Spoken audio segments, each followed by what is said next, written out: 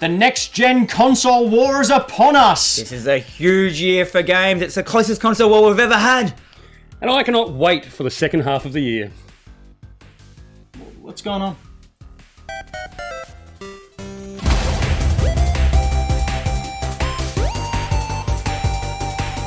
Ladies and gentlemen, welcome once again to another Hack the Dino Critical Path. This is our Critical Path. We are Hack the Dino. More specifically, I'm Ben Rosenthal. I'm Dan McGuinness. And this man here is Floppy. Starry. Floppy, you may have seen Floppy on our live show. You may have seen Floppy last week where he guest starred. And we had such a good time that we decided to bring the fourth chair to the table. And Floppy is now a permanent member of the Hack the Dino family. Woo! Woo! Thank you. And I forgot to introduce Braden again. Hey. Woo! Oh, clapping. Braden's here as well, controlling things from behind the desk. But we're here to talk about games and all the games news and everything to do with games because we like games. If you like games, you should head on over to youtube.com/hackthedino. Find that little subscribe button and give it a wee little click, and then find the little bell next to it, the little man rowing the boat, and give that a click as well. Oh God, rowing the boat. You throw that one in there. And be sure to hit that thumbs up like button because that helps the algorithm or something. I don't know, other YouTubers explain it a lot better. Hack the Dino up late. That's right. You can also hear our voices, if you don't like seeing our faces, over on Spotify, over on iTunes, over on SoundCloud, over on all those podcast things. If we're missing one, sound off in the comments below and let us know, so I'll get it up there as well. And finally, we also do stuff on Twitch, but not that much anymore, but we'll get back there, I promise. Anyway, 2020 is going to be an absolutely massive year for gaming, and that's one of the reasons we did bring on the fourth chair to the Critical Path. Now, before we get into the show, Floppy, why don't you introduce the self? The self? Speak to yourself. I like to speak to myself about the third person. Yeah. So I'm Floppy. I love games. He's a gamer. I love gaming. I love talking about games. I love reading about games. I love to immerse myself in the culture that surrounds games. You're a games anthropologist. Yeah. Some would say. Tell us what a game anthropologist is. I think I just did. No? I did. Okay. It's someone who surrounds himself, studies, and has things to do with the culture of games and the people that You also secretly sell them as well. Well, Floppy is involved within the game industry. It's a secret, though. It's a secret. So that's another reason we decided to bring him on as well. We've actually got someone who works within the industry to help Dan and I get some credibility. So we're just sort of hoping to suck as much cred from Floppy as possible. Yeah. And, you know, be a lot more representative of the gaming industry here in Australia. But that's enough stalling for time. Let's go. What we've been playing. Dan, what have you been playing? I have been playing. So I've been. This has been my month of Xbox Game Pass. PC Games Pass, because PC Games Pass has been opened up as a beta. Did they say beta? Beta. Oh no. To beta. Oh no. For PC. So if you don't know what that is, basically Xbox Game Pass is Xbox's. How do we explain it? It's a streaming game service. Streaming game service. So basically, you sign up and you pay a subscription like Netflix, and you get access to a massive games catalog, massive games of A grade games. And they're offering it at the moment for your first month is $1 Australian. And I did that for PC, and suddenly I just have 1,000 games. I've got all good games as well. Like Gears 5 is on there, Dead Cells, Do you everything. get to keep those games once your subscription lapses? Hell no. Oh, I was going to say, because that's a really good game. That's a turkey maneuver. So I've been playing a whole month of Xbox PC Games Pass games, and we'll get into the Games Pass later on in the show. Anyway, we're going to talk about it a little bit. Yep. So I decided this week I was going to play Hellblade. How do you say her name? Senua's Sacrifice. I decided to hit this one up because Xbox Series X has announced it as the second game as their launch title. Yep.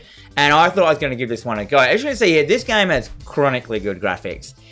This is actually kind of the opening. You start off as this girl rowing your boat across the river. There's no opening. There's no cutscene of what's happening. And all you have is this girl rowing, and you have voices in your head. And they're not talking to you. They talk about you. So you can see here she's actually like, and I think that actually one of the voices is you as the player, because she actually talks to you sometimes. So you've got these voices, these disembodied voices, like going like, "Oh, what's she doing? Why is she doing that?" Like, and I think they're your ancestors and stuff like that.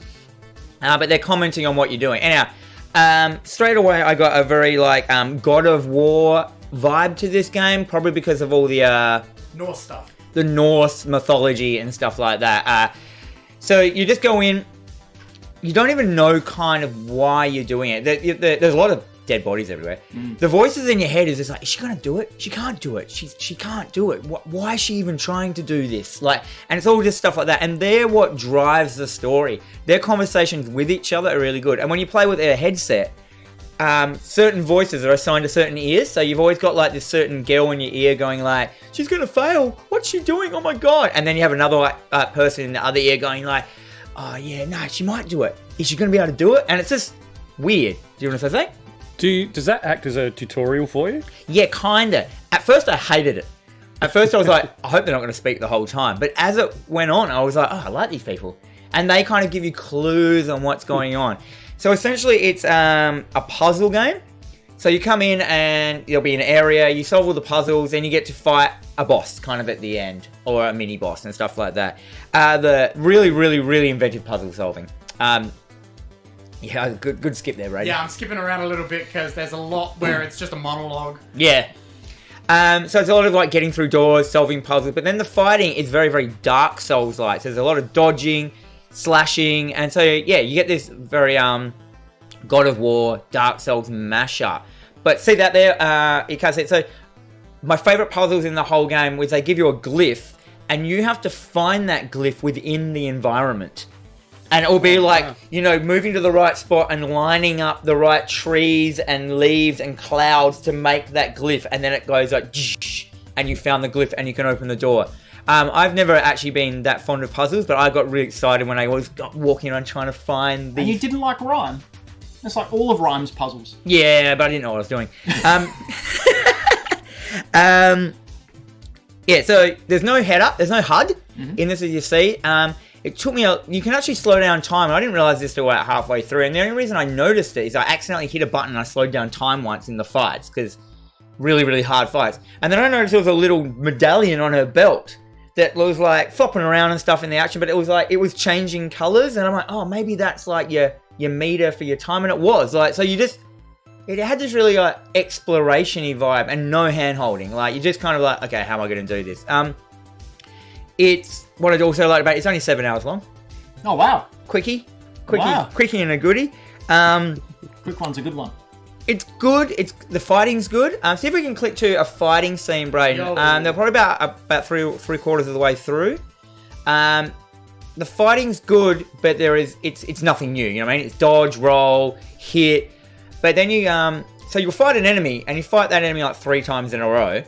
Here we are, some fighting. So you'll beat this guy like 3 times in a row, and that's the boss over. Next time you'll fight 4 of them. Next time after that, they'll introduce a new enemy. You can see here. And then you'll fight, and then after that, you'll fight the new enemy and 2 of these guys at once. So it just keeps building on each other. There isn't much fighting in this game, though. There's probably 2 fights a level. I was about to say, so there's no enemies in the There's overworld? none.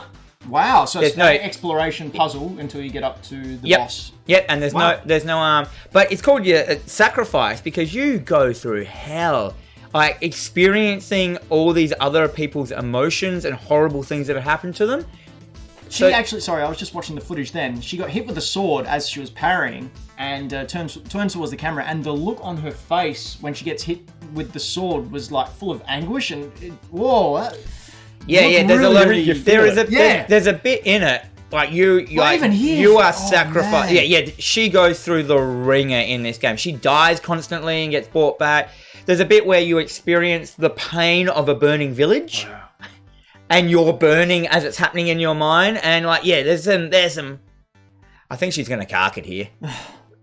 But it's all part of the story. But yeah, good get Braden. I was going to say, because the actress who plays Senua, she won Best Performance in a Video Game at the Game Awards that year. That's right. Yes. Yeah. I'm going to skip forward a bit. Okay. Yeah, Yeah. Well, I'm just keep about watching. out because I'm not going to spend as much time on this because we do have 3 people talking about games now. But good game. Great for a great Games Pass game, for a free game. 7 hours, so I got halfway through it my stream, and beautiful graphics. It's just a good, solid game, and I just don't know why no one talks about it. Floppy. If you weren't getting on Game Pass, if you were buying it full price in a store, would you have played it? Would you have bought it? Would you say it was good? I don't think I would have, I reckon really? I haven't. You know what I mean? I didn't up until this point, but I'm glad I did. It's definitely an experience. It's an emotional roller coaster experience, like Death Stranding, but you actually do stuff. Well, since how we are talking about the console war this episode is our tots, would playing this sort of make you consider a Series X when it comes out? It's a great question. Can we leave that for later? Yeah, all right. We'll leave that for because we're going to get into that a lot later. But Okay. yeah, as you guys can see, beautiful graphics. That was me putting a pin in it. We're going to come back to it later. I thought you were doing okay. Well, that Yeah, I too. thought that It's was an okay okay as well. pin. It's not white power though, so don't. Well, I've been playing a game to change the subject called Return of the Obra Din. Oh, Now, this was a game that when I first saw it, I went, oh, that's a Game Boy game. Sweet, I want to play that without even knowing what it is. I've since found out a little bit more. Basically, the storyline is the ship called the Obra Din has returned to the harbour after being gone for something like 10 years or 3 years or something, with all its crew either missing or dead. And you play, it's a first-person investigation puzzle type game. You play an insurance investigator who has to solve the mystery of how people died. really? Yeah. And you're a female. You have the help of a logbook, which has a photo of everyone who was on the ship. And also, you scroll down the things as you find them out. And you have to match the names of the people who are on the list, on the ship list, to those of the photos. And then you also have to add how they died and who killed them if they were killed. What's it called again? Return of the Obra Din. Oh, there it is, there, right on the screen. It looks like a certain style of like PC gaming era that I can't put my finger on. Like this looks like a Game Boy. A Game Boy, but like there But was. funny you should say that because I'm about to bring that up. Oh, Yeah. So one of the cool things in it, as you're investigating, so let's say, for example, you come across a body, using the help of your magical compass that you've got, it goes back in time and you have a blank screen and you just hear the audio of what's going on. So it'd be like someone yelling, yeah, well, eat my lead. I don't say that, but let's pretend they do because that sounds cool. shorts. And the scene will cut to, say, a man shooting another man in the face with a pistol.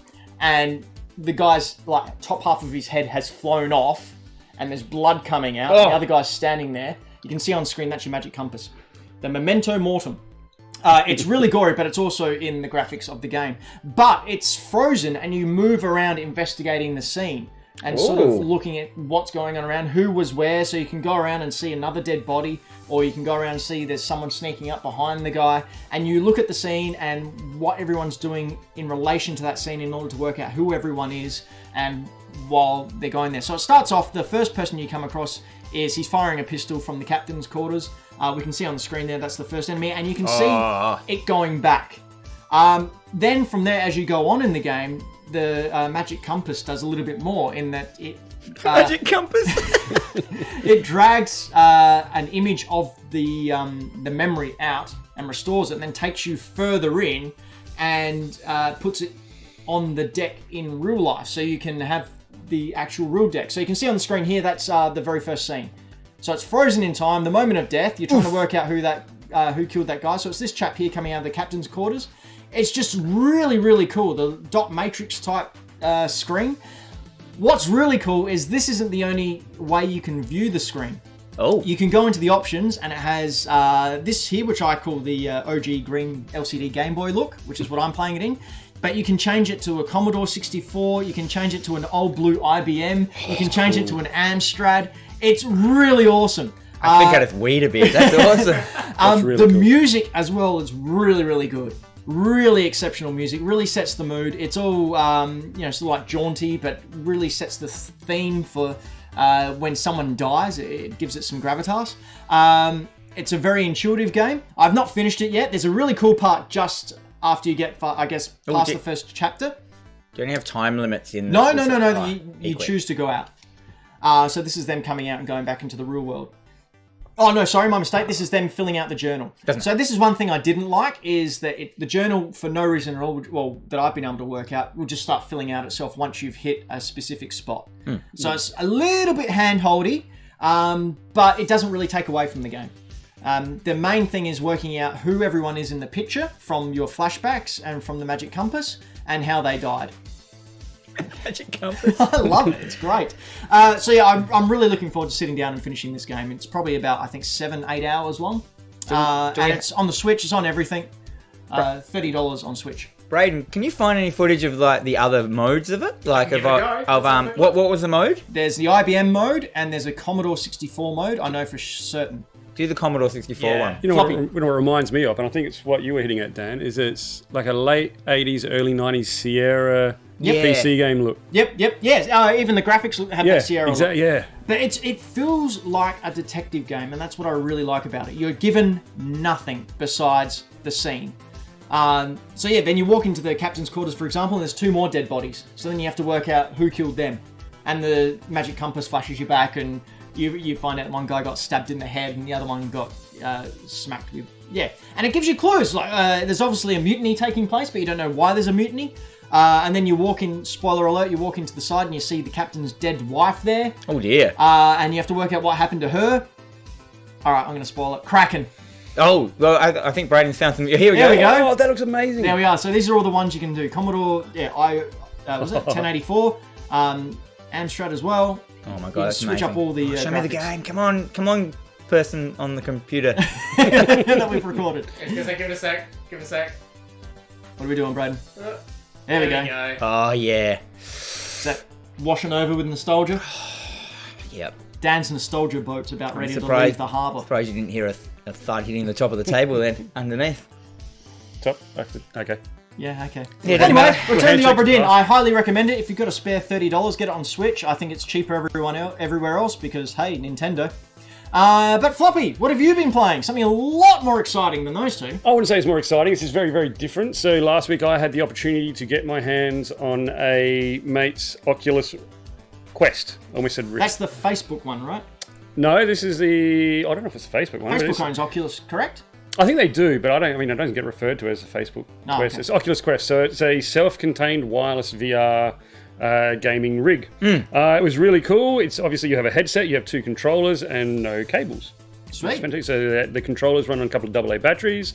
The headset itself is a little bit limited in the fact that you get about 2 to 2.5 hours of time to play on there, which, I mean, for me is plenty of time in VR. I can't do much more than that. Did you get the bombs? There was one game I'll get to which made me feel a little queasy. All right. I played a fair bit of VR in with like the Sony VR and things like that at home, but I hadn't done this one before. First thing I was surprised at was really light. Like I was expecting it to be a heavier unit just purely because it's self-contained. Yep. So that was really nice. It was light. It was stable. I didn't feel, because you can move around a lot, I didn't feel like it was going to fall off. It's just Velcro straps that tighten it to your head. The speakers are actually built into the straps on the side. Cool. Or it's got a headphone jack if you want to throw headphones on. So that was really cool. The speakers like come down over your ears and don't touch your ears. That's the really expensive HTC Vive, I think. No, that's the Valve Index. The Valve Index. So this one had just some built into the strap, so it sort of puts the speakers out and puts the sound out around your head, which is really cool. The ability to move around is really cool. Obviously, you set up a barrier system so it knows how far you can travel, and then when you get near that sort of area in the game, a little grid sort of pops up and warns you not to go any further, so you don't, walk through a screen door and die, which is always preferable not to do. The screen, I don't know. I've seen some funniest home videos. you can get 10 grand for doing that. Yeah, well, not anymore. The, We're old. the screen itself is a higher res than the Sony VR one. Mm-hmm. So I think Sony was 1080p. This one did up to, I can't remember the resolution. Maybe Braden could tell us, but that's cool. We could get there. And it has even 2 modes. So you got 64 2 modes, 2 size memories. You can have a 64 gig, you can have 128 gig. I got to play a couple of games, which were really cool. Pistol Whip was the first one. Hey. So this is really cool. So it actually reminds me a little bit like Super Hot. Obviously, You're not in it. Yeah, I got this video. I got this video because it's very hard to show VR games, I think. It is very hard. So obviously you're on rails, so you're not walking. You can duck and sidestep and dodge everyone, and you have to try and take down the guys that are shooting you and dodge their bullets, which you can slow down a little bit, which is really cool. And then you sort of shake your hand down to reload and things like that. So it's very simple, but it's easy to get used to because you don't have to run around. You can just dodge, and that's... This looks cool. It is really cool. It's like Time Cop. Yeah, Time Cop meets Super Hot. So I got this video, and in this video, every gunshot and hit you do is to music. Yeah, because you get higher scoring if you do it to the beat. Yeah, so it's a beat thing. You're like bang, bang, bang, bang, bang. I was not good enough to do that. And like dodges and hits are all on the beat. Yeah, so you get more points if you get up closer and pistol whip them. Man, this looks cool. It is really cool. It is really cool. Next game I played, if Braden's got one there, was Vader Immortal. Now, this one is the one I was interested in. So this is the one that made me sick. Oh, really? It's all teleporting? No, because it moves. It walks. You're using an analog stick on the controller, but my legs weren't moving, so my brain... Yep.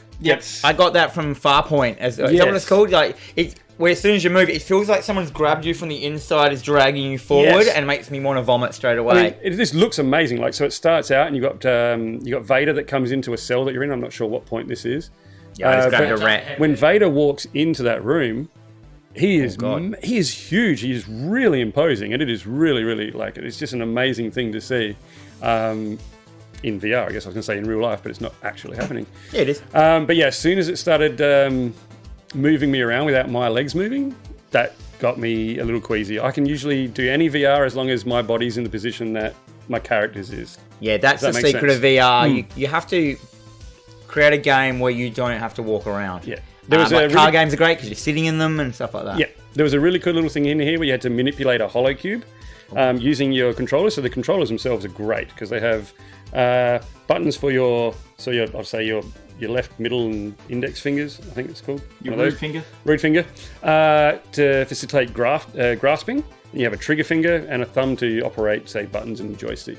So you actually do pick everything up by using the grip buttons on the controllers, which are really awesome. Here's the hollow cube, and then you would give it to it and you'd manipulate it, and that was awesome. That was really cool to sit there and do.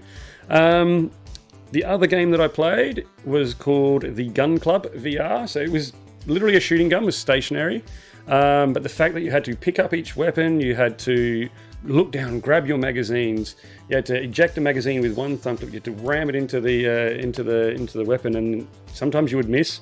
And then these cardboard cutout zombies are coming up closer and closer, and it's actually quite anxiety-inducing. So it's a shooting range, like the whole game? Yeah. So there's no like actual people you shoot. No, it's what happens when Larbo's had enough and decides he wants to take over the world. It's the next version of Larbo, when Larbo gets activated.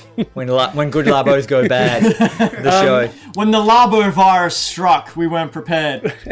But it was terrifying as well, because I hit a wrong button and I actually reached out and threw my weapon away and I couldn't reach it. It was horrible. It's weird, because you got really long arms anyway. Yeah, not this far. Yeah. Went downstairs. But yeah, so, I mean, look, it was great. It was a lot of fun. I'm really hoping that one day I have a good tax return or something and my wife lets me and I can purchase one. Right, how much are they?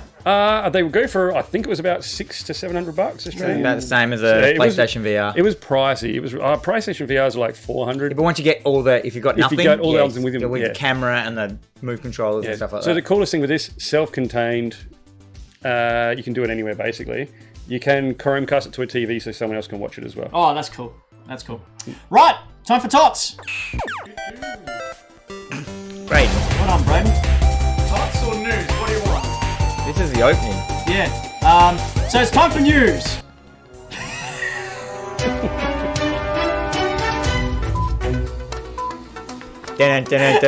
News. So just to put a bit of... You did just spring that on him a bit quick. I did, because I wasn't paying attention to my... I was looking at the word news on my show run and went, yeah, Tots, that's what we're doing. Braden, if that happens again, feel free to go, no, you idiot. Alright. You have my permission. I was going to say, I was then panicking to try and get to the Tots intro. And never mind. We're all good. Because I was dancing before the show. I might put that footage up. Oh, it was good. Because that was fun. Anyway, news. Biggest news grabbing the world this week has been that PlayStation has announced that they will not be attending E3 again this year. Bomb, bomb, bomb. Okay, so I'm going to throw it over to you first, Dan. Is this a mistake? Is it a mistake? Yeah. No. Why not? because I feel that this is, in this day and age, the landscape of how you give out your media has changed. Like, you can do your announcements and stuff. I think they're wanting... Back in the day, you had to wait for E3 to do your announcements. You're on level playing fields with everyone. Then all of a sudden, these Nintendo Direct started coming out. These what's the other one called? State of Play. And they suddenly like, oh, we can announce our stuff at whatever time we want. But also, we don't have to pay to all that E3. You know how much money it does to do an E3 thing? And on that as well, you also not only choose when you want to control the conversation. So E3, there's a lot of announcements happening, and unless you've got a spectacular one, it's going to get lost in the shuffle because everyone else is announcing their stuff as well. And there's not going to be any mishaps. There's not going to be any Nathan Drake falling through the floor. There's not going to be any. Yeah. There's not going to be any Xbox getting the blue screen of death. There's not going to be any of these live hiccups that we love and we crave because we're not there. If we're jerks. But it will stop that. It'll allow companies to control their message a lot better than doing it live. It also gives them the opportunity to like if they know, let's just say Sony. If say Sony knows that Nintendo or Xbox are going to announce something at E3, they can just announce it a week before. Or a week after. Something else, you know what I mean? They can, take this generation console war, for example. Sorry, Floppy, I'll let you go in a sec. But if Xbox go first and announce the price, and PlayStation are just sitting back, they can go, oh yeah, State of Play in 24 hours, we're going to release the price. And just undercut them by $100. Just like that, which is what Sony's done before. Look, they don't even have to undercut them. Just the fact that they can have something that gets talked about, and then a week later or 24 hours later have something else, that then becomes the topic of conversation. The other one's forgotten. Yep. So you get out there, I don't even think going in first is a good idea. Going in last. Coming out afterwards. Oh, yeah, that becomes biding your time. That becomes the current topic of conversation. You get that as well. Yeah. The other thing about doing it on their own, like a Nintendo Direct and the State of Play, you're guaranteeing that everyone that's watching is there and invested in what you're talking about. They're not there because they had something to fill between two lectures or And what's shows more, or whatever. if you've got a State of Play, you put it at the end, and if you go to blablabla.com, you can pre-order right now. If I'm sitting at my computer... I love that place, blablabla.com. Yeah. Brayden, is Don't Google blablabla.com... Don't do it. Blablabla.com. Don't steal it, anyone. I might get it as an alternate domain for Hack the Dino. Blah blah games. What was I saying? Oh, if you're on your computer watching it, or you're on one of your accounts watching it, but you're at home, so you can pre-order straight away. Whereas if you're at E3, or you're watching E3, and you're waiting for the live segment to get over, it's not as... not intuitive, what's the word I'm looking for? Connective? Interactive, yes, thank you, Brad. On the other hand, though, you're not at you don't get to go to a convention.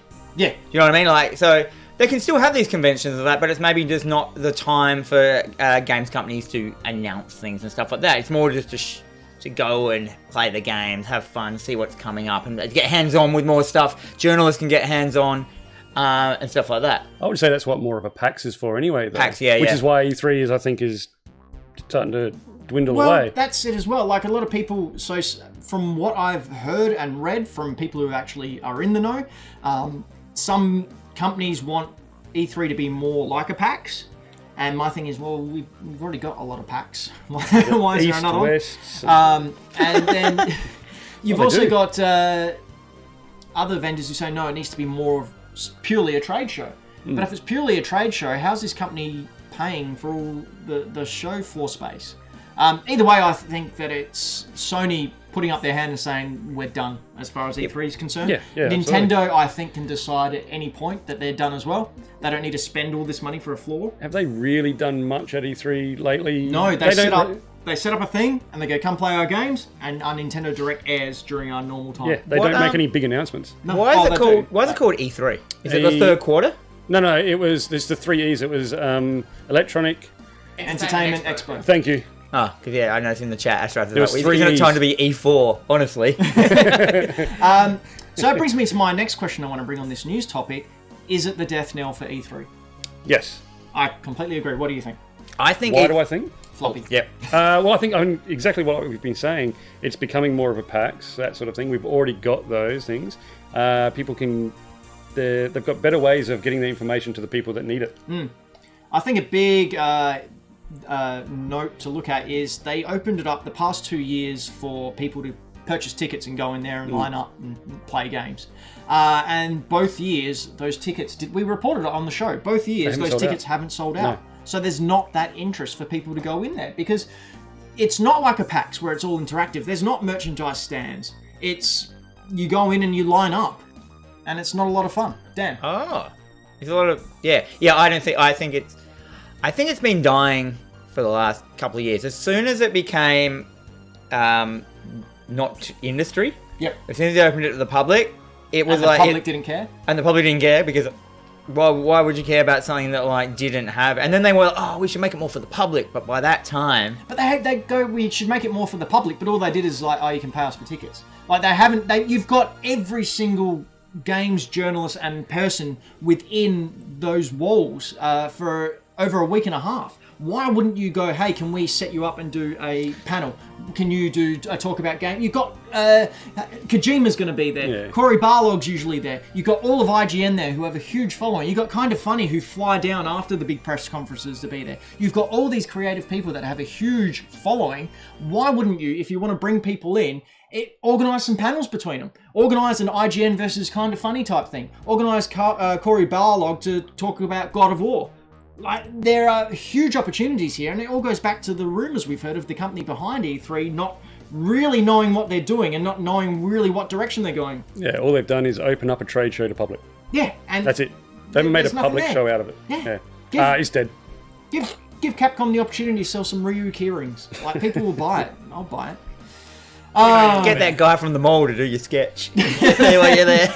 They need to get Frank from Rundle Mall out there spruiking it. Do they have? Do we have a industry equivalent in Australia where you get to go for gaming stuff as an industry person? Not that I'm aware of. No, I mean, you got PAX and you did have EB Expo, which are now combined. Oh, they're the same thing now. Yeah. Well, they're happening at the same place. So there was EB Expo and there was PAX. Was EB Expo just for industry? No, it was both. So it would be for EB and it would be for then opened up for public as well. Much like a PAX, but more of a. I guess it's just to see what's coming. It's a time and a place now where everything is so online and everything is so instant that the fact that it's a place that has to be at a certain time, it doesn't work anymore. People are like, this is just how stuff's working. I'm finding that with my business as well. Like, it's just like everything is instant. Instant gratification, instant talk. We got people right now watching us talking at us. Yep. You no longer have we're not ignoring your chat, we just can't. You no longer have to gather people to show them stuff. You can just send it to them. Yeah, and speaking of sending things to you, Pokemon. That's right. Pokemon had a segue during the week, and I missed it, so here I am talking about it. In Pokemon news, they had a Nintendo Direct, a Pokemon Direct. The longest one ever, went for just over 20 minutes, and they only showcased 2 games. The first one was a remake of Pokemon Mystery Dungeon Red and Blue, and guess who had that prediction? Was it you? No, it was Floppy. Was it me? It was you.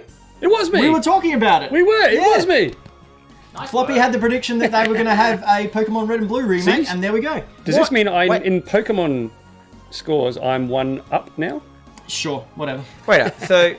How many of the Pokemon games do you own? About 3. So I guess 3 I'm or 20 4. up. So this game here is a remake of Red. And Blue. But Blue. don't you play a person? Rescue Team Dungeon. This is Rescue Team. This is Pokemon Mystery Dungeon. So it's a different type of game. You wake up... See, the whole gimmick between this game is you wake up and all of a sudden you're a Pokemon. But what you have to do, Braden, I think somewhere there's a video of taking the quiz. Yeah. There it is. So you take a quiz at the start and you have to answer stupid questions. And it compiles it all and says, does this sound like you? And you go, yes. And it goes, you're this Pokemon. And I was talking to Ashraf, one of our Patreons, during the week about it, and he said, no, they've completely changed it for this one. During the original Game Boy games, you got given a Pokemon and that was it. So you might get Psyduck, and then you're Psyduck for a whole game. They've changed it for this one to go, you're Psyduck, does this sound correct? And you go, no. And he goes, okay, which Pokemon are you? Oh, yeah. You just a pick cool it. one? Completely minimalizes, so I'm Charmander. Anyway, I played the demo. You can get a free demo now out on Nintendo eShop. It's fine. It is what it is. I probably wouldn't pay $80 for it, but... What about if someone's never played a Mystery Dungeon game before? See, I've only played the first one, and it didn't grab me then, and this one didn't really grab me. It might just not be for me. Is it because you're a purist when it comes to the Pokemon? No, it just didn't interest me. Okay. I've never even heard the words Mystery Dungeon put together. I've never even heard of this game, hey? One thing you may have heard of is the third entry to every Pokemon main series. Well, you're not going to hear about them anymore because they're gone, they're kaput, they're scrapped. Good. Pokemon Sword and Shield is now getting DLC instead of a third option, and I, for one, think this is a freaking fantastic idea. I cannot agree with it anymore. Instead of getting another game that you're playing 80% of the same game you had previously with maybe 10% and a couple of new Pokemon and maybe one new legendary. For the full price? For the full price, the full $70, you're now paying 45 Australian dollars to get a brand new storyline and a brand new wild area with a confirmed over 200 brand new Pokemon. Continuing on from your previous save. So you're not having to start a new game. Oh, I didn't know that bit. It continues straight on. You basically get a ticket. So at the moment, if you own Sword or Shield, you can go to the train station in your hometown and you can see your new rival there. They're from the Arctic area or whatever. And a Galarian Slowpoke comes on in, which is one of the new Galarian forms. And you can catch him. I got that. Anyone can do that right now. So I think this is a brilliant way for the Pokemon Company to go. I think it's really thinking and respectful of their players' time and money. They're giving so much back, and I really, really like it. The only thing that's got me concerned is the current trend for people to release DLC like 4 weeks after a game's released. What are your thoughts on DLC, Dan? You think it's maybe them holding back from the full game, or is DLC always planned to come out? I don't know. Are we talking about within the Pokemon universe? No, just in, just in I have no idea. No, just in general.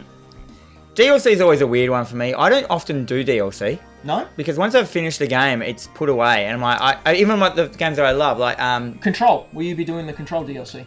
Only if... Because I think that one kind of... It automatically put it in the game, and it's just a mission you come across that you don't even know it's a DLC. Will you be buying the additional stuff towards the middle of this year? Hell no. No? No. Even though it's your favourite game of the past X amount of years? Yeah, nah. Why not? Because a game is I see it as this perfectly created story that's one big block. DLC is just like, an add-on? It's just toppings. Yes, Brayden. I was going to say, adding to that, Horizon Zero Dawn for me, I 100% completed it. I absolutely loved it. It was excellent. Never touched the DLC. Yet the Frozen one? Yeah, I didn't do it either. Yeah. No. I am usually not a DLC guy. Most of the time because of time. Yep. Just don't have time to do That's it. another reason, yeah. I completed Spider-Man. I love Spider-Man so much. I went out and paid $30 for the DLC for that one. That is the one game I have done the DLC. Yeah. Did you platinum that? I'm on the third one still. Oh, really? Yeah, it's got a really tough boss. Yeah, so I, for one, really, really like this. I think the Pokemon Company's doing all they can to try and make a great game and appease the fans, and I really enjoy the fact that I'm not going to have to fork out for a third game to complete my damn collection. Speaking of forking out, one company that's not going to have to do that is Niantic, because they released that Pokemon Go earned $1.4 billion in 2019, just in 1 year. Not bad for a free game. I'd like a piece of that pie. The number one free game is Fortnite, and that earned 1.8 billion. So Pokemon Go was sixth. Fortnite was number one. It's so much money. 1.4 to 1.6 billion. Sorry, 1.8. Were some of those ones that were in between those numbers like games you just never heard of? Like Have you noticed Crush. that? No, they're stuff like... They're big in China. Yeah, they're like places like that. Warblade Immortal of the Emperor's face. But you can see why places like Konami are just going, no, we're just doing mobile games. Because if they're earning billions of dollars through Gapshapon games, why wouldn't you? I mean, Nintendo's tried to do it and they suck at it. But it's mind-boggling money. It's a lot of money. It's a lot of money for what you would assume is, I don't want to say less effort, but surely it's a much smaller workload. Yeah, I don't know. I mean, big AAA obviously game. you have to buy the servers, and it's an ongoing thing. Yeah, so I didn't you want to have make it sound like it was easy, but it's got to be a much smaller workload for a much bigger payout than making, say, a big AAA Possibly, game. possible. All right, in other news, there is a possibility, rumor during the week, that there will be 2 Wii U ports coming to Switch. One being Mario 3D World, the other one heavily rumored to be Pikmin 3. These are both great games, although I've never played a Pikmin game. Yeah, I've got people who love Pikmin. Have you played Pikmin, Floppy? I have played a little bit, but I've never sat down and Dabbled in completed a the pick? game. I've dabbled. I picked a man? I picked a little. Yeah, I have friends that are fully into gaming, and they swear by this game. But I look at the footage of it like I'm watching now, and I'm just like, this looks like a turkey game. Yeah, it's really barren. I just don't know what's going on. I'm looking at it and I'm like, I could play that with my children around those. Oh, So yeah, that yeah. makes it more appealing to me. So Pikmin 3. I didn't Pikmin even know 3, I didn't so- even know they made 2. On the other hand, It's just- Mario World 3D is a great game. That's where the cat suits came from. Good game. That should definitely come over. And it's just giving people the opportunity to play really good games that came out on the Wii U because no one bought one. I think they should do another Galaxy. I thought my- Galaxy was awesome. They should. And Sunshine, as we've talked about numerous times. I think they should just port the entire Wii U catalog to the Switch because it's Yeah. the only way that people are going to play those. And there were some great games that no one's going to play. There's also some duds. But, Oh, there's always duds. Nintendo Land. Speaking of duds, Don't judge a book by its cover. You're right in the chat, Ashraf. I shouldn't.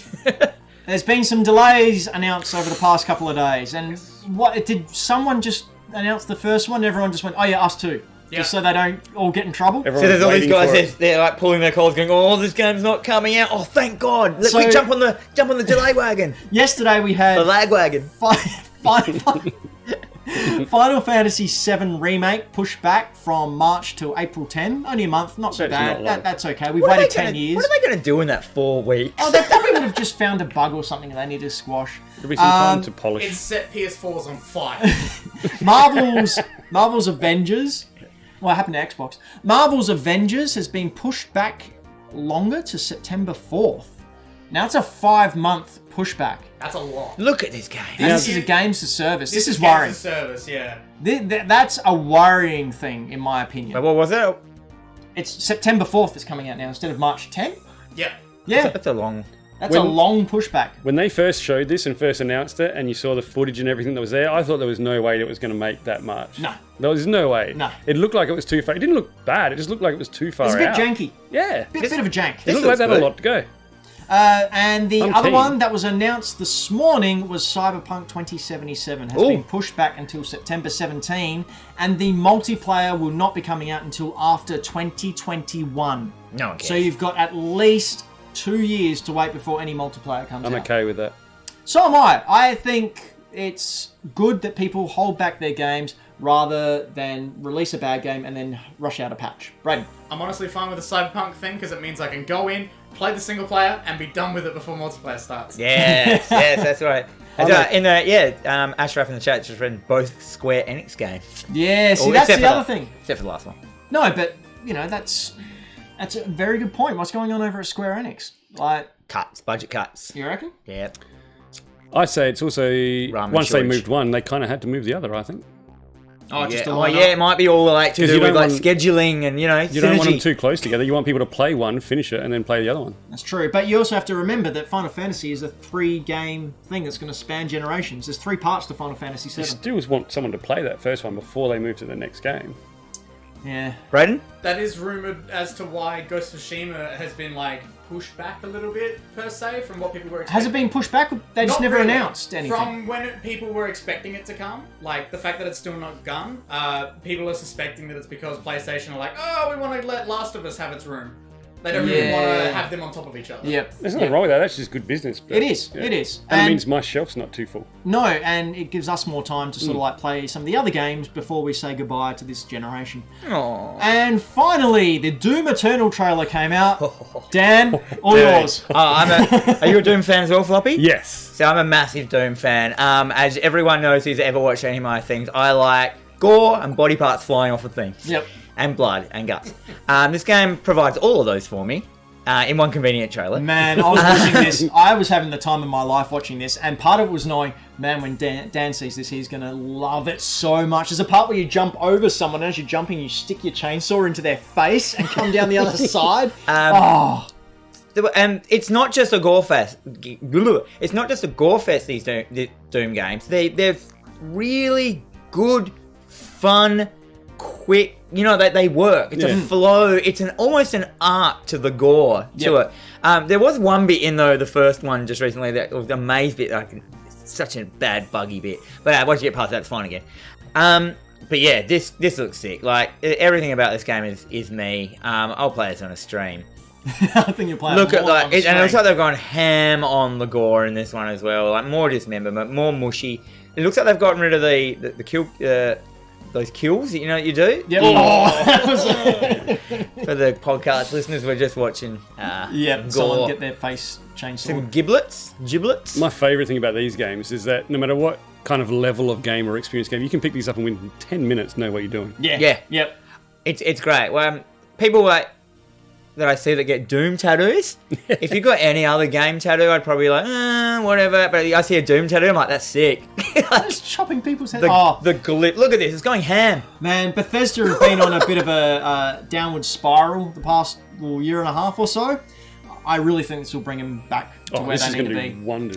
And you've seen that in the digital? Yeah. So content? you get Doom 64 for free if you pre-order. That's so good. Doom 64. Did anyone pick up the older Dooms on the Switch or anything? Yes, they've recently patched them and updated them. Run brilliantly. I love them. I think it's great. Doom was one of the first games I played. Real games I played as a kid on PC that my dad let me play in like 1993. On your 486? The 386? I think it was the 386, maybe a 286. I did Wolfenstein more than Doom. I had Wolfenstein too. Alright, Dan, time for deals.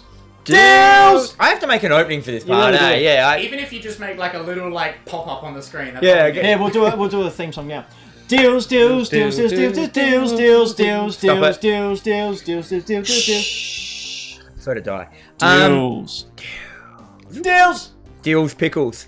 Alright, let's go. So PlayStation this week. So these are the deals of the week on consoles that we do. They're not free games, they're just deals. They're cheaper games. Yep. Actually, so some of them aren't.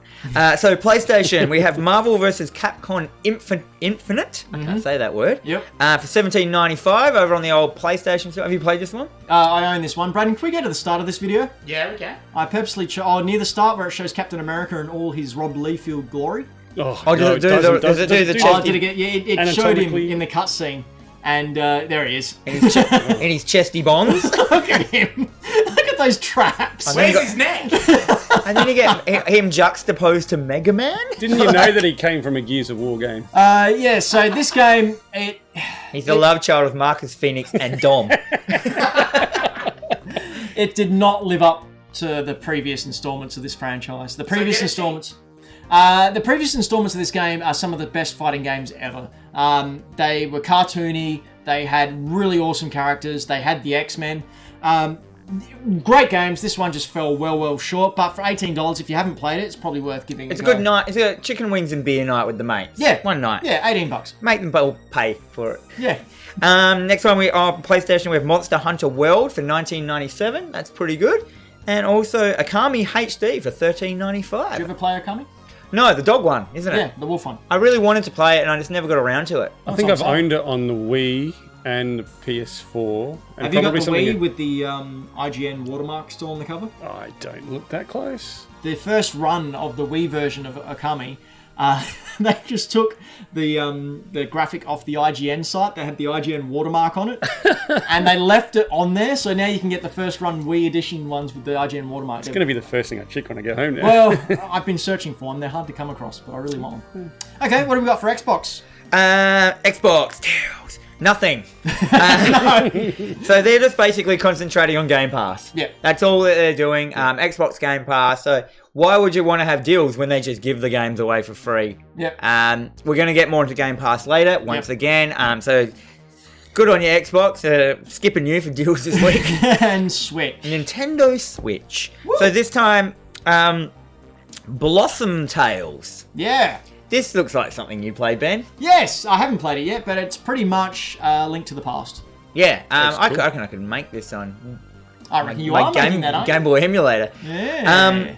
So this looked okay. This is $9.99. Yep. I don't know what it was originally. $20. $20. So half price, mate. Yeah. We also have the Contra collection. It's $15. The OG Contra, if you guys remember that. And also, not to forget, the beautiful Contra Rogue Core. Beautiful. Or as I like to call it, Corpse. Well, Corpse is fitting because that's what this game should be. It should be dead, it. It should be buried and never talked about again. It doesn't even get a funeral. It's just like, thrown off the side of the boat for the fishies to eat. It's 50% off at $30. Jesus. Yeah. That's way too much. And still not worth it. This game controls horribly. It looks horrible. It has nothing to do with Contra. Oh. There is a beautiful game out at the moment, actually, on Xbox Game Pass, which is a pixel Contra-like game. I bloody forgot what it's called now. Like, call me a gamer? Don't. Anyway. Do you know if this has been a popular game at all, Floppy? I know that it hasn't. Look, I won't lie. I picked it up when it first came out, and I had a look at it, and took it back. Really? Yeah. Can we just address the chat that Michael Towns bought this on release, and now he feels like a goober? It's all right, Townsy. You don't need that money anyway, do you? That's what refunds are for, mate. Okay. Brayden, let's do the thing.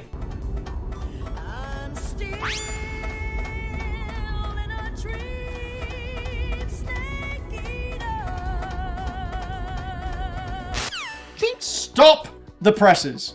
Because you, ladies and gentlemen, you can now own for your very self. Now, I'm really mean this. You need to calm down. Just calm down. Because this is big.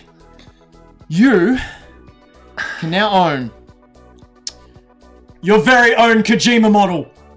Look at it! Oh. Look at how brilliant it is! It is an 8-inch vinyl art toy. It's been made as part of the Authors series from Mighty Jacks, which you can find on their website. It's $175 US and sculpted by Daniel Yad Yaman, and this is a thing of beauty. Look at it! It is amazing. How much? 175 US. How tall is it? 8 inches, so that big? So 3 times as big as my willy. Yes, Dan. We've said it before. No, His name's Michael Ceratops, not Willy. Yes. Good save. Thanks. Can I ask? Yes, please do. Let's talk about Kojima. What shoes are they, and why is his pants so short? They are awesome jeans and awesome pants, and you shut your filthy mouth. I think they're his shoes. If you're going to be on this show, laddie, you'll know you do not say a negative word about that man. Did you just call him I'm lady? not saying he... Laddie. He could be a lady, yeah. I'm not saying he dressed himself, just curious. I think they're his design shoes, like that he did himself, like his IDs. That's what I was getting at. Yeah.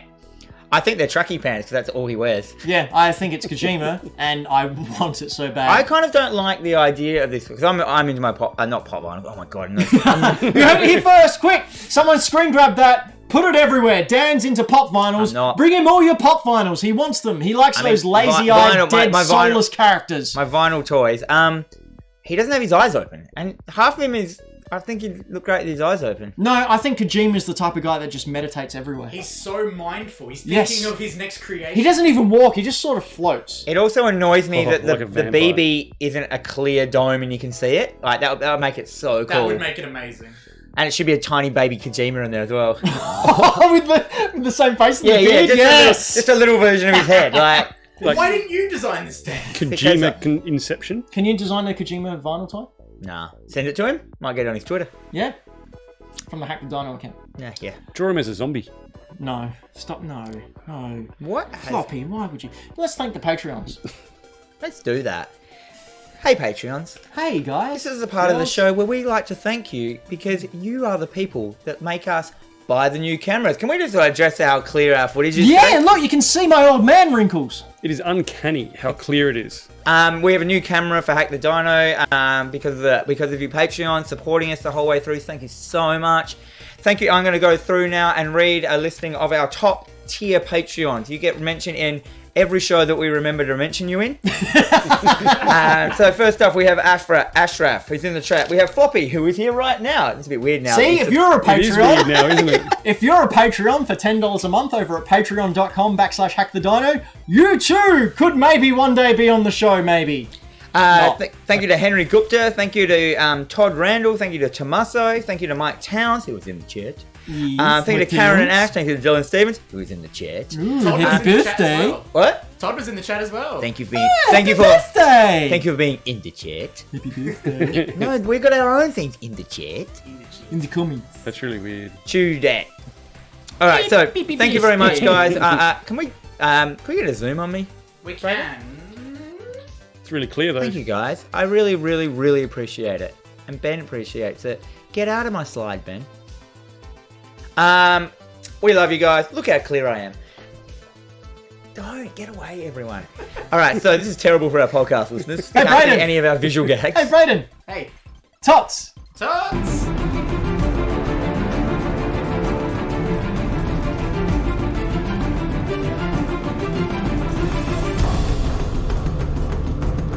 as Dan only learnt probably a couple of weeks ago, TOTS stands for Topic of the Show. I keep calling it tops. Did you not figure it out? No, I just kept saying the wrong word. Tops. Tops, like spinning tops. Anyway, as we mentioned at the start of the show, the great console war has begun. We used to have Sony versus Nintendo, Nintendo versus Sega, Vectrix versus ColecoVision, Game & Watch. Game & Watch versus some other trash. Stick and ball versus frisbee. But we're here now for the big PS5 versus Xbox Series X as the two come together like colliding fists at the start of Rocky V and other trash. So we're just going to go through, what I thought we'd do is we go through some of the main talking points that each of the companies have addressed, and we're going to talk about what companies doing the best for that subtopic, and then we're going to award some points to the company who we think is doing it better, and at the end, we'll know who's on top. That was clear, right? Yeah, we'll know who's on the top because we've got a little score system down the bottom of... of who's winning what. Why has PlayStation already got a 1 on it, Braden? Is that from carryover points from this generation? Actually, yeah, let's give PlayStation... They carry He's just got a 2. It's just got a 2. So PlayStation gets extra points because they've sold double the amount of units. Let's start at 0. Let's Double? make this fair. Otherwise, no one will... We've got no cred. Alright, so while Braden's doing that, the first point I've got here is the name itself. PS5 or PlayStation 5 versus Xbox Series X or Xbox as it's known. Floppy, what do you think about this situation? Who do you think's got it right? Okay, so, I mean, there's pros and cons to both. Really? I think, well, no, I guess that's why we hired him. I'll try and find one. So PS5, obviously it's simple, it makes sense. So how many PlayStations have there been? 4. Possibly 5 now. How No, many? they're giving up for the 5th one. Giving up for the So has there we'll say been that it's, 10x boxes? Here's there's where been we're going one. to get to. Here's where we're going to get to. So PlayStation, X. it's simple. It cops a lot of S. flack. Sad. Yeah, all digital. Yeah, keep going with Floppy. So it cops a lot of flack for being simple and like, oh, who didn't guess that was going to come? But you know what? That's cool because like out of that small group of people who think that's too simple, the huge number of people that are going into stores and going to shops that don't follow everything that happens at every gaming company are going to go, cool, what's the newest one? Oh, that one's got a 5 in it, that one's got a 4. I'm going to go for that one. Yeah, it makes 5. it simple, 5 makes is it understandable to anyone that's coming into the sort of market at any point in time. And Notice that in the chat? Yeah, I'll let you discuss that in just a second, but just to piggyback onto that, what it also does is, like the PS5 logo when it was announced at CES like a week or two ago, a lot of people who follow games and game news were paying it out going, oh, well, that's their big announcement. Oh, it's exactly the same, but with a 5. But it is the most liked photo on Instagram from a game company. Like in the Guinness Book of Records or whatever. It's the most liked one because your average Joe who buys their PlayStation to play FIFA or Medal of Honor, they don't follow the news. They don't know if 5th PlayStation's coming out. And as you said, PlayStation 5, sweet, new one. Cool, I'll buy that. Then we have the Xbox Series X. What does that mean? Dan? Well, we've just discussed in the chat. So originally Xbox One was written on the shelves as XB1. X-Bone. And now the new one is Xbox Series X, which it can be like very easily just turned into Xbox Sex. Which is what we'll be calling it here from now on Hack the Dino, thanks to Ashraf. The Sex Box. So if you... Don't Google that. Don't Google it. Oh, so what do we think, I'm guys? gonna go home and thrash out my sex box. Can't wait to insert my disc into the sex box. So happy my kids are watching this. Yeah, whoops. And possibly Kids, could be... ask Daddy what a sex box is. Also, possibly could be somewhere in public. So, real talk. Yeah, real talk. Basically, it doesn't mean anything. You're going to get parents coming in, and like they're going to know that their kid's got a PS4. What and the grandma's next going to one- go and ask for a sex box? I mean, really. Exactly. She probably already owns one anyway. She's a grandma. She's been around for ages. Once again, possibly could be getting shown in public. Yeah. Oh, that's true. Oh yeah, so let's keep it down today. Well, I think we might be live at Harvey Norman. Hi, Chris. I'm sorry. They don't have sound on their TVs. As long as I don't like, Sex box. Oh, it's the wrong way! You're my sex box. Who gets the point? Who gets the point? Anyhow, I was just saying, if you're a nana... PlayStation 5 gets it. PlayStation 5 gets it. I was all wondering, the if way. you're a nana coming in and your kid's got an Xbox, a PlayStation 4, and you know that she wants a new console, you get the PlayStation 5. If you come in and there's sex boxes and there's like X-bones in your face, you don't know where to go. Like, It doesn't make sense. It Yeah. doesn't tell you what it is. why hasn't there been more of that? I think I broke Ben. He's like, we broke Ben, he's lost it. Alright, bring it back, Ben. Bring it back. You're the Sorry, as soon as Dad started talking about a granny coming in with her grandson looking for an X-bone and getting a kids are sex watching. box system. Yeah, alright, shh. Okay. So, yeah, What about so the games? title. So, So we've we gone go over- back to PlayStation 5. Okay, games. Games is the next one. So coming out on both systems. That's the PS5 and the Xbox. We have got Watchdog Legion, Gods and Monsters, and Rainbow Six Quarantine. So that's coming out on I've both got- systems. I've got trailers for all these. Oh, okay. That you do. Yeah, So while that's playing, do you have them for the exclusive titles? yes. Okay, so... Alright, let's talk about those games then very, very briefly, because we are running except- very long today. Except you only did exclusive titles for Xbox. Did I? No, I'm sure I did PlayStation. No, forgot. Good. No, I got him here. Doesn't matter. We got a whole bunch of them Yeah. here. This Hard whole copy. opening video has been like PlayStation. Would you Yeah, like me to good. run through the titles that you had for PS5 announced? Oh no, I've got it right here. I don't know what you're talking about, Dan. So anyway, exclusive titles for PS5. Oh yeah, I did get Godfall, which I don't know. I don't reckon that is an exclusive to PlayStation. Who's making that? Braden, do you know No, who's I'm pretty sure making it Godfall? is. Godfall. Which one was Godfall? It's the new one announced for PlayStation 5 that they announced at the Game Awards.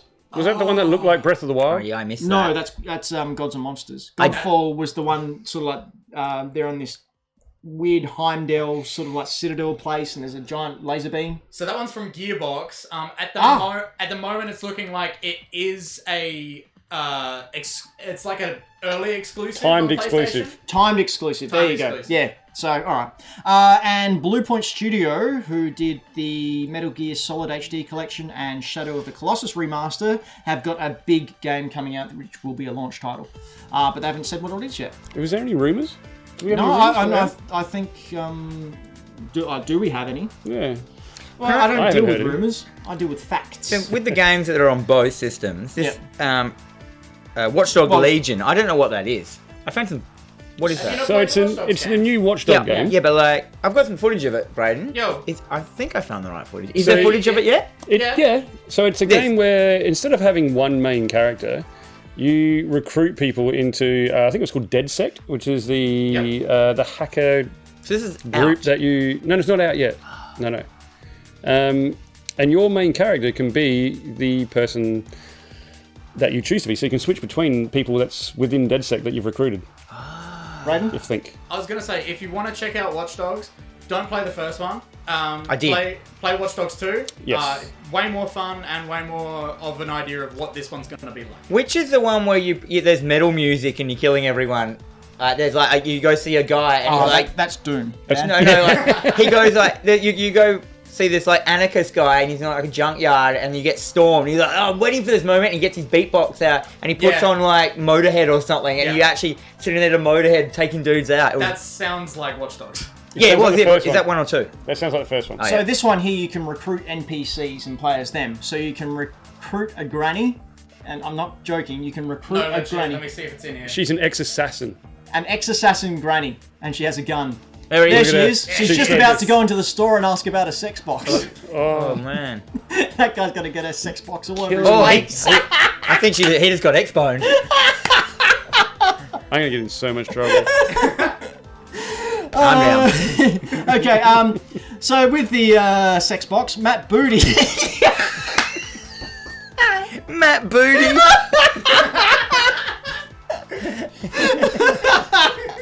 Matt Booty, who's the current head of Xbox Game Studios, Head. has said Microsoft won't release any exclusive titles for a year or two after launch. Hey. Now, the reasoning for this is he wants to make sure that his consumers aren't feeling ripped off and that they're forgetting about the Xbone as soon as the sex box comes out. What do you guys think about this? Is this smart, or is this just them? They know that they're in the back seat. They need as many fans and as supporters as they can get, so they're pandering to them. I think they're saying this because they have to. Yeah. Because they don't have something that's going to stand up to what the PS4 had, what the PS5 is going to have. Because that's what wins a console generation. Well, up until now, that's what's won a console generation, is not necessarily tech. Because, the Xbox 360 was not up to scratch with the PS3 when it comes to tech-wise. Didn't even have Blu-rays, it had DVDs. But it had the best games, so that you bought a console because that's where the games were that you wanted to play. PS4 came out. It had the best games. It might not have been. PS4 didn't have anything at the start. You had Knack. No, but when you're looking at it, when people say people didn't buy them, you're not talking about the people that buy them on the first week. Over that first year or two, we'll say the first year, it had the best games that you're going to. The Xbox One, which was technically had better specs, but I remember though getting my PlayStation 4 and my Xbox 360, and for a long time I didn't use my PlayStation 4 because there were no games on it. Yeah. At the start, like I know that, and that's that, and then I went, but I'll just start playing Halo and stuff, and that's the only reason I started playing Xbox. And that 360 is my only generation of Xbox I've really loved. The Xbox One release was so mediocre. Well, this is the one where Xbox came out at E3 and went, this, and this, and everyone went, huh? They basically paid everyone that didn't have the internet. They said, it sucks to be you. Yeah, and then said, that was PlayStation, wasn't it? No, we'll forget that. PlayStation made fun of them and memed them out of it. Yeah, they shouldn't have, but they did, and it worked. That's how it works. That's it, man. America's run by Twitter. Now, on the Sexbox account, for exclusive games, you've obviously got Halo Infinite, which is coming out at launch. First console since the very first big box to come out with a Halo game. And obviously also announced this Senua's Saga Hellblade 2. Also rumours that it will support Steam and Epic Game Store. I think it's possibly true because once again, it's a PC. And the fact that they need to. Like, and the fact that Game Pass has gone to PC as well. Yeah. That's like showing that they're really crossing it over.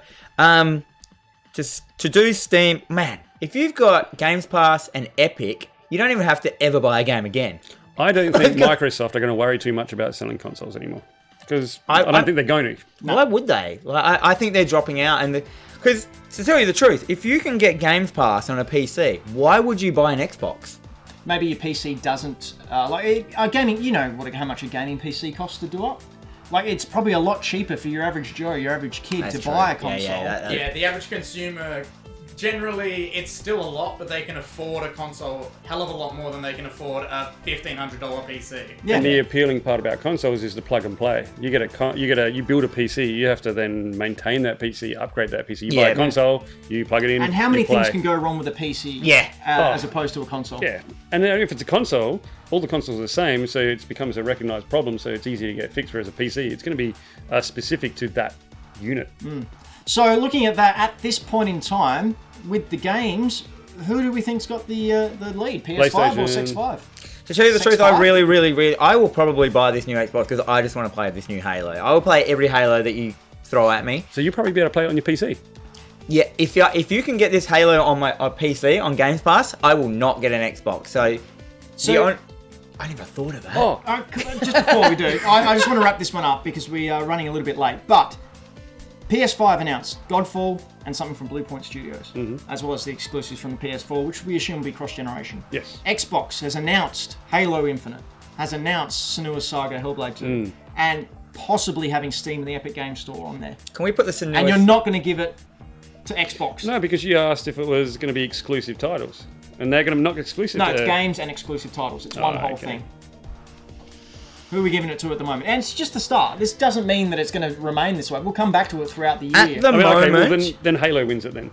Halo wins it? Halo will win it for him. Yeah, Halo will be the only thing will win it for... Wait, is Last of Us 2, is that a... That's PS4. PS4. Oh, yeah, then Xbox has got that. Rumoured to be backwards compatible, which doesn't really count. Not rumoured, confirmed. Confirmed. PS4 accessories like DualShock 4s and we'll get into games. that. Yeah. That's another point we're coming to. So we're going to give that one to the Sexbox.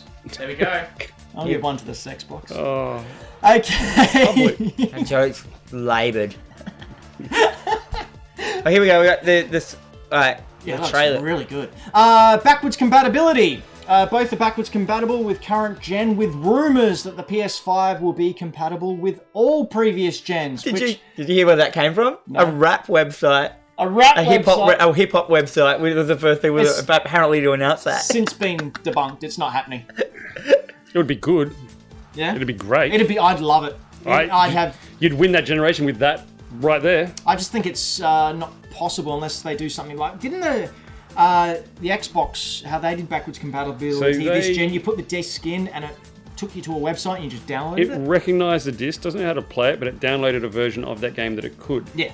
As long as you had the original disc. The disc in there. So I don't think backwards compatibility, I don't care less. Like, I'm moving on. I play new games. I don't want to go back and play... I will never go back and play... I still play old games. Same. You're sitting here with two retro gamers. I still play old games. For me... It's a weird one because...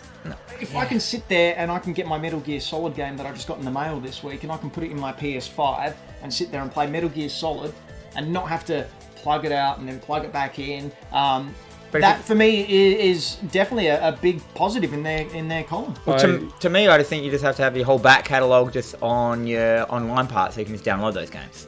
I have tons of people that have collections of PS2 games and things that they come to me looking to upgrade and stuff like that. I own every one of them. Sure you do. Almost on a daily basis, and they don't realise that it doesn't work on the new stuff, and then they... Really? Yeah, they don't know. This is just everyday. This is not hardcore gamers. These are just everyday Joes who have whose son's moved out of home or something, or daughter, and has left a PS2 collection there, and they're like, "Oh, this is kind of cool. I'll play this," but they can't, and they would if they had something they could play on. So let's look at the some of the cross-gen titles you may want to play. So there's Death Stranding, Last of Us Part 2.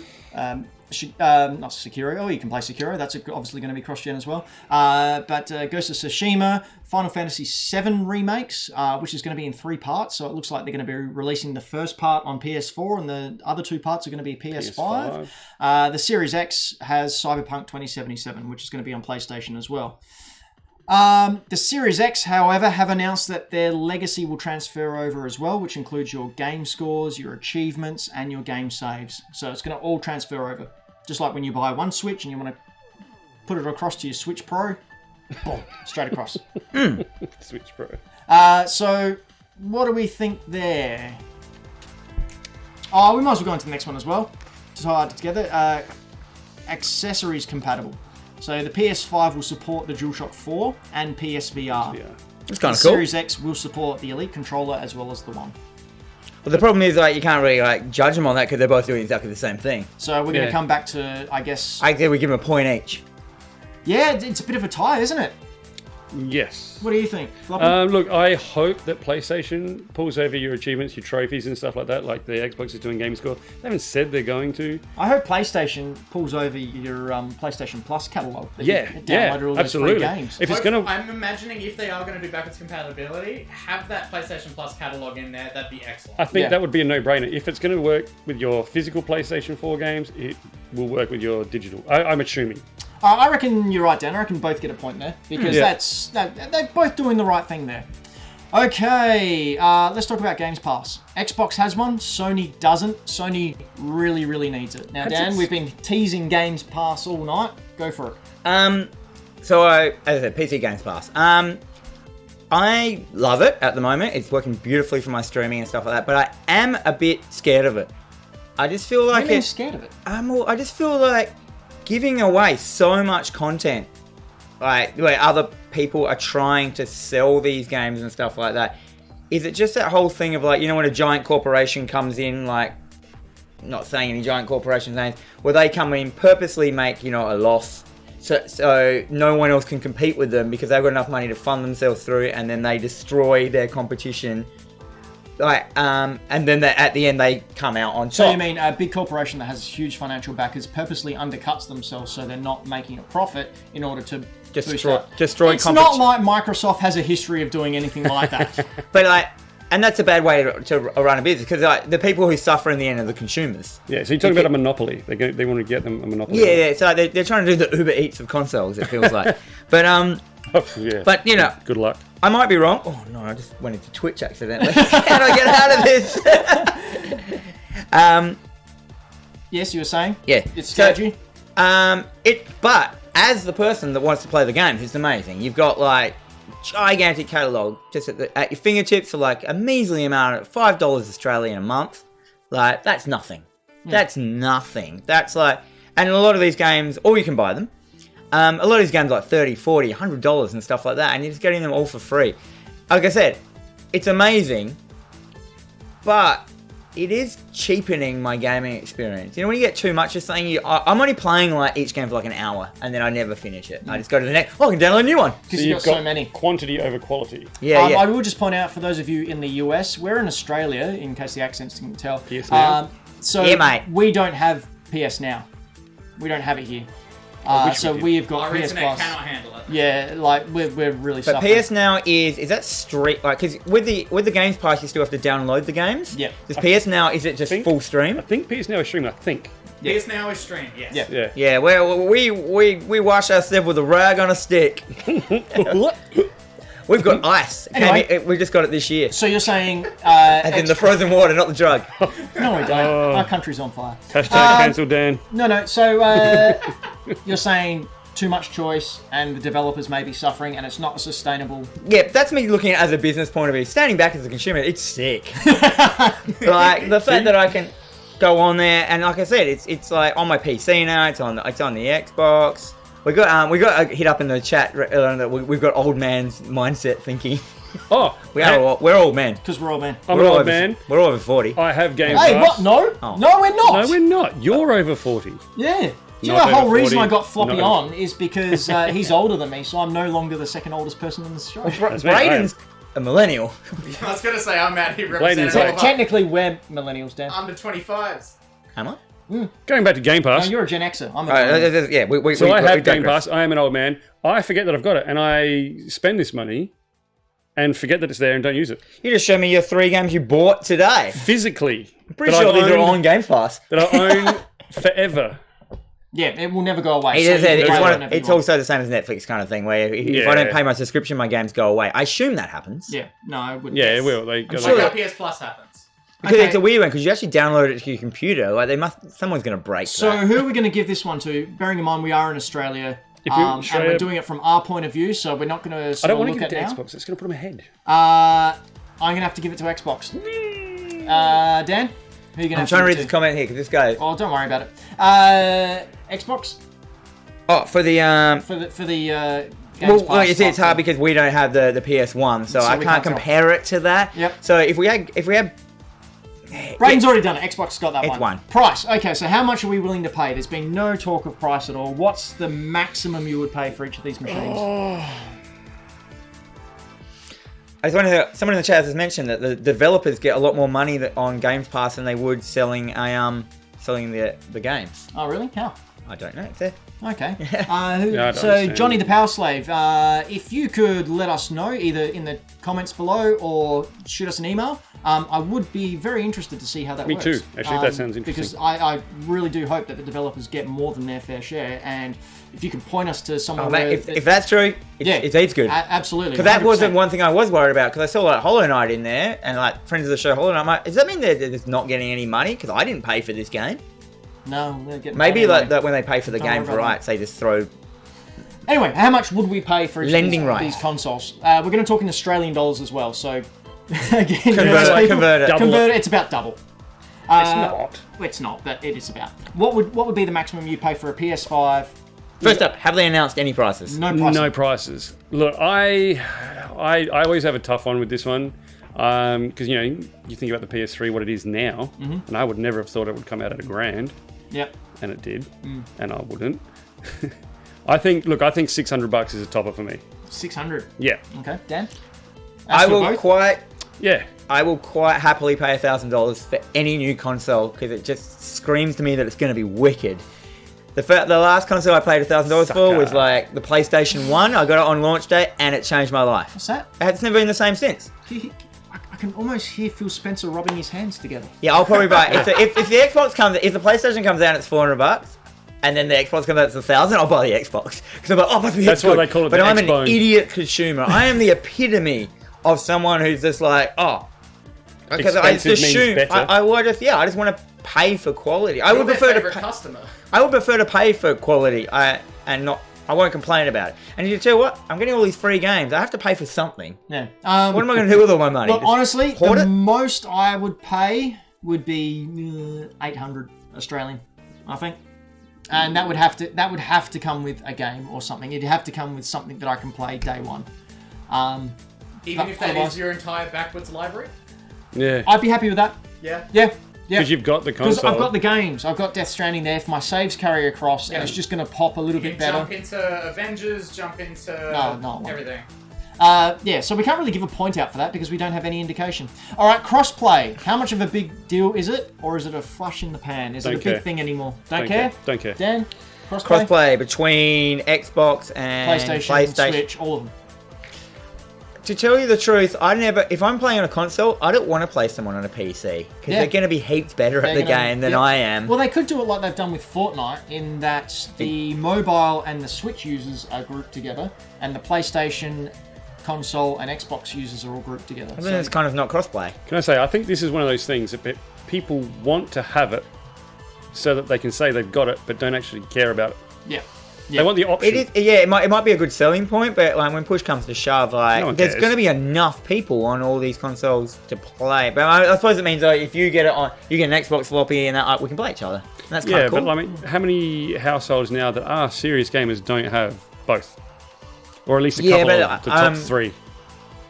I mean, I can see maybe Xbox and PlayStation doing it together, but you got to remember as well that Nintendo doesn't have a new console, but they're different. Yeah, don't get me wrong. I don't think it should ever. I think it should always have been an option. I don't think there should have been a barrier, but I don't think it matters that much.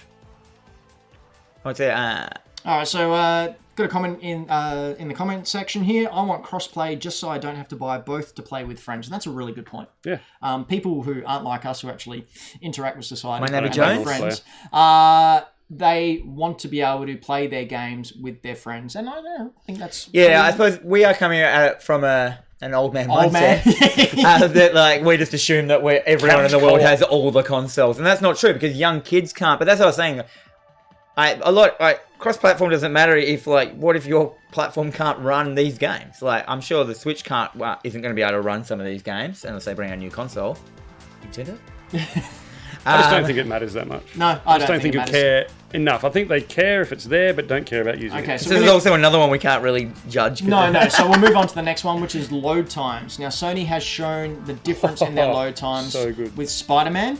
I think we've got some leaked footage from a... it was amazing. So we can see on the screen now, on the left, we've got the next generation, which was PlayStation 5, and on the right, the PS4 Pro. Done. The next generation loaded in 0.83 of a second. The PS4 Pro loaded in 8.1 seconds. That is astronomically fast. Yeah. Now, people think that, 8 seconds, that 8 seconds is nothing. It's 8 times faster. But, as you see there, you're literally sitting there waiting for something. Yeah, and both companies have said that their focus is to eliminate load times and rendering times in this generation. Was it cross-tracing? Ray tracing. Ray tracing, yeah. Ray tracing. So ray tracing is a big thing as well. So it doesn't have to load the light. The light finds its way. And yeah, it's sort of like that suspended mode, that sleep mode, like the Switch has got, where you quit out of a game, you can turn your Switch on, turn it back on, and re-enter the game straight away. But not just for one game, all your games. They load just like that. That'd be amazing. I'm just going to wait for the Xbox Pro. You just want your Xbox to be a bit faster? More professional. So with that, we really don't have a lot out of Microsoft's camp. PlayStation. They've just said that they want it. PlayStation has shown, albeit through leaked footage, that it's actually happening. So I think PlayStation is getting that nod for that one. Okay. User interface. Again, doesn't seem like a big deal, but the PS3 UI was absolute trash. It's still better than the Xbox One. Xbox's I UI don't agree with that. Rubbish. It's absolute rubbish. I think the PlayStation interface is great. PS3 I'm talking about, not PS4. PS4 is great. PS3 was utter garbage. You know what? It was better.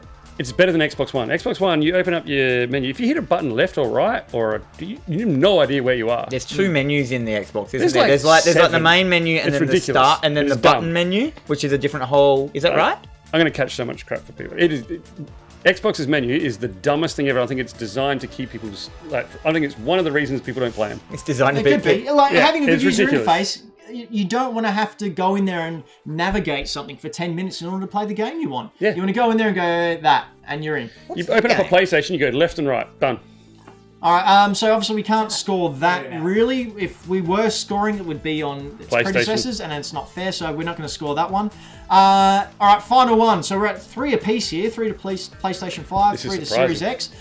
So, my last point, the media box. The PlayStation 2 was a huge success thanks to the games, but also because it included a DVD player.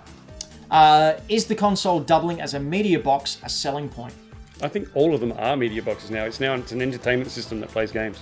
And they have been this whole generation. I've personally used my PlayStation 4 until I recently got Apple TV. I've used it as my Netflix, my streaming services, as well as my gaming box. So yes, I agree. It's 100%. I think it's where we're headed. People want everything all in one. You need all those apps on there. You need all that accessibility. Is it going to matter that it has a 4K Blu-ray DVD drive? Yes. For some of us, yes, absolutely. Because you don't want to stream, in Australia, you don't want to stream 4K. That's true. If you want to get the best quality picture, you're going to want to play it off physical media. Do you remember when the PS3 came out and had a good quality laser Blu-ray player in it? How many of your mates do you know that own a Blu-ray player? Everyone bought Just a them. Blu-ray player? Yeah. Oh, Oh, really? Yeah. Well, I didn't have a PS4. for old long. I mean, Yeah. like, Every single person I know in that sense, nowhere near a Blu-ray player. My- Only a they bought, PS3. Yeah, they bought my- a PS3. my parents have a PS3 because Sony did that thing that when you bought a TV, it came free with it. Yeah, For right. the whole year. Do you remember they did that? So many people I know got free PS3s. At the time when they were quite popular as well. But you bought like a $2,000 TV, you got a free PlayStation. Braden, has Xbox announced any media players within there? So they got a DVD player or Blu-ray player in there? They got 4K Blu-ray. They got But- 4K Blu-ray? It is... Yeah. It is a different time now, so the media boxes aren't Blu-rays and they're not DVDs. Media boxes are being able to put stream content from the web, Netflix and stuff like that, which they're they're all all of it. doing anyway. Yeah. So I Yeah, can't, it's all 4K Blu-ray. I can't see how it can improve on just streaming services because streaming services are streaming services. Yeah. I mean, I've got a smart TV; I can get Netflix and that on it. So theoretically, my TV is a media center as well. The thing that holds Everything- that back is the infrastructure, not the actual unit. Yes, that's what I mean. So it's a hard one to judge in this day and age. Back in the time when it was like, the PS3 days and stuff like that, we could and PS4, we could comment on this. But this is a hard one. All right, let me put it to you like this. The Xbox Series X, the old 6-box, has 4 USB slots in the front. We haven't seen what the PlayStation 5 is yet, so we don't know. But if it goes from those dev kits, there's USB ports everywhere. The more USB ports, the better. You can use it for charging your phone. You can use it for other accessories, plug and play. Hopefully, you can use it to get footage on a USB and stick it in, and it reads that. Look, headsets, everything. Yeah, So everything. which one's that? So it's going to come down to which one's got more USB slots? Yeah, probably. Well, if that carries over, I mean, PS4's got 2 at the front already now. Yep, Xbox One's got 1. yep. But now Xbox Series X has 4. Where? 4 slots in the On the front? Yep, On the front. on the front, and there's some at the back as well. Xbox One at the moment has an extra HDMI port. PlayStation doesn't. Ooh, what does that do? Is that the, So I got a friend who she's only got one HDMI port on her television, so she has her Xbox plugged into that, and she has a Switch plugged into her Xbox. Oh, so route it through. Yeah. Daisy chain it. that's a win? I can't imagine why you'd need that too often. Like how many TVs only have one HDMI port, but it doesn't matter. Oh, you'd be surprised. Doesn't matter what. Anyway, what it is. so are we going to give an award for this? We've only, again, seen a dev kit, and they both look like they've got both 4. I can't imagine why you'd Blu-ray. put like 10 USBs on a dev kit and then not put at least half of that. Get what I mean?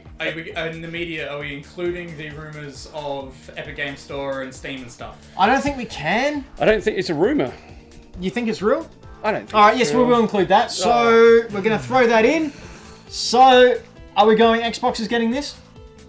Yeah. Yep, Xbox gets that point there. So at the end of the first round of the Great Console War of 2020, PlayStation 5's on 3, the Sexbox is on 4. Yikes. So we'll revisit that in a couple of months' time as we get closer think to this is see so who's wrong. winning. This is obviously not the definitive who won. No, but, exactly. but it is the start of the verses. Braden, what's that? We will be getting an official announcement of the PS5 and Yes. deep dive into that. So Once the PS5 has been released, we'll Yep. revisit this and we'll give it another look. I do like the word deep dive. Yeah. I want to do that to something. Maybe a sex box. Braden's Dan versus the World. Dan. Versus the world. Oh no, you saw me. Yes, ladies and gentlemen, it's time for Dan versus the World, the part of the show that you loved, so we stick it right on the end, so you have to watch the whole thing. I have 3 songs from gaming history. I will play the first 5 seconds of the first song. Dan represents Dan, is going Dan up and against Dan. Braden and Floppy. They each have 5 questions, which they'll take turns in asking to try and guess which songs they are. Braden and Floppy represent the world. the world. Now, each can either A, ask a question, B, ask for a hint, or C, ask for more music during their turns. They can decide to use their turn to guess the song before the 5 questions is up, but if they get it wrong, the point goes to the other person. We started a new season last week, or last show, and Dan, you didn't do too well. Nah. Dan didn't I'm get up any against right. 2 experts. You're up against the world, I Sunshine. know. I'm terrible but we with music. have beefed up our sound system this week. Yeah, so hopefully this is still on. All right, we ready, everyone? All right, yep. Here we go. First song number 1.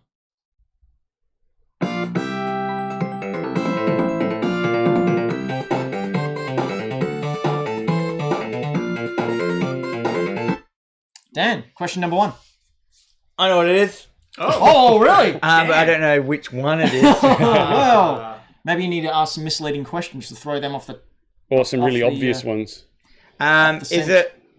Can you play as 1 character or 2 characters? You can play as 2 characters, I believe. Braden, Floppy, question number 1. You want to hit this one? I will. What console was it released on? The Mega Drive, I believe. Now, Dan? I'm just gonna take a guess. I might be wrong. Okay. Is it Sonic the Hedgehog 2? Yes!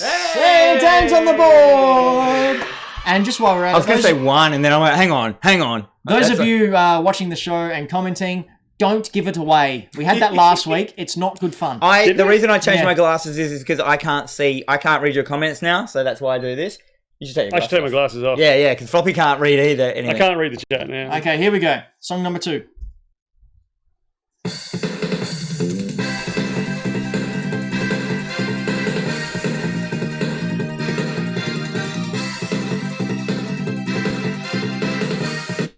Dan, question number 1. Can people hear it? Yes. Are they saying they No, can hear it's it? nice and loud.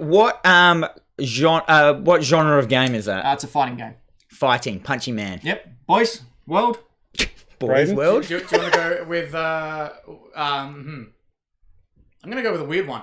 Okay. How many characters are there? Oh, holy crap. Oh, okay. Like over 25. Okay. Like there's a lot. Like more than 50? Well, that actually narrowed it down for one I thought it might have been. Oh, No, there we probably go, not good. more than 50. All right, Dan, question number 2. Damn it. It's a Nintendo game, isn't it?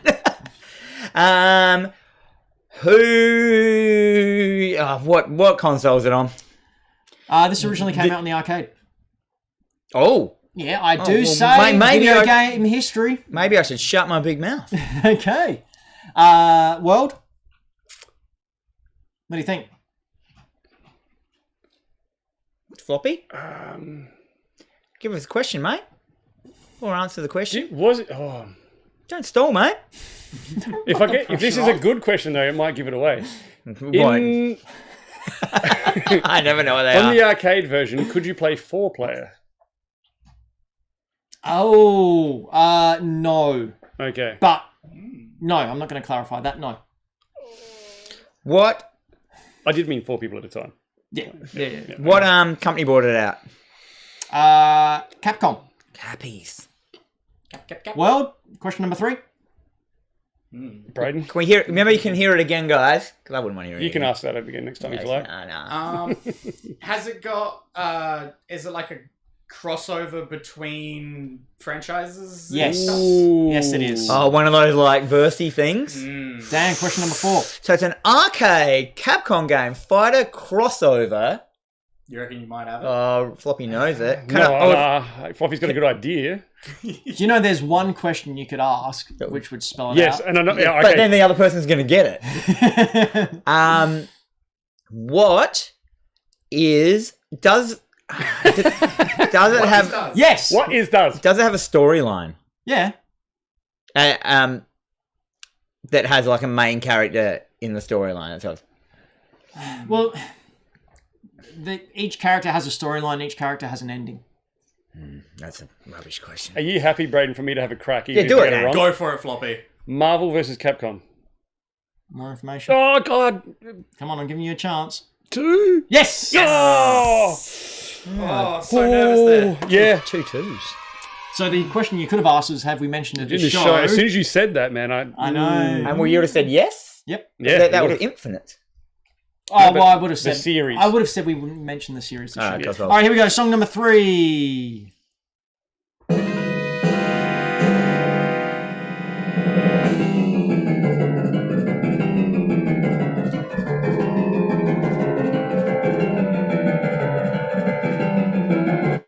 Dan.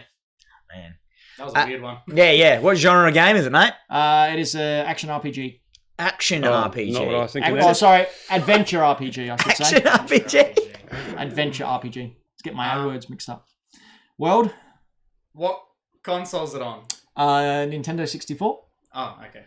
RPG on Originally. Oh, okay. I was confident Adventure for a RPG. adventure. Adventure, action-y RPG. More adventure. Okay. Question number 2, Dan. Oh, yeah, that's right. That's waiting for Floppy, but no. mean, So we I'll have a got crack, but- on... What was that? What did you just ask him, Brandon? 64. Ah, 64 RPG. What is the weapon of the main protagonist? Is it going to give it away? Have I stuffed it? Well, Have I done a turkey maneuver? no, I'm going to ask you to define that question. Oh. Do you mean the main weapon or the weapon available to use? Because there's many weapons you can use, but there's one main weapon. So it's up to you. Definitely ask that question. What? Definitely ask that question. Main weapon. Yeah, man. Main weapon? It's a sword. Sword? A sword. Sword. Do you want to go for a Floppy? Do you know it? I Do have it. an idea. Just do it. 64, right? Yep. Yeah. Braden knows it. Look at him. Do you? No, do you look know? up. Look how Lord, excited. No. Lord, no. I'm excited because I think Floppy's got it. Ocarina of Time? Yes! Oh, yeah! Floppy gets another one! So, at the end of episode 2, season 4 of Dan vs. the World, Dan's got 1, the world's got 5! Dan. As soon as I hear the word RPG, I think of a turn-based strategy game, Yep. turn-based game. So I would have never got that. I was thinking like, what turn-based games No, have it they was got? the adventure part that got it the most. That immediately tells you it's Zelda. Not, I feel that's not an RPG. I feel it's an RPG. It's It's a a role-playing third-person game. adventure game. It's not a turn-based RPG. Yeah. Braden, take us out. Like, We've been Hack the Dino. We are a nonsense news game variety show here on the YouTubes. And if you're a good YouTubes person, you can subscribe over at youtube.com/Hack the Dino. Also remember to like this video.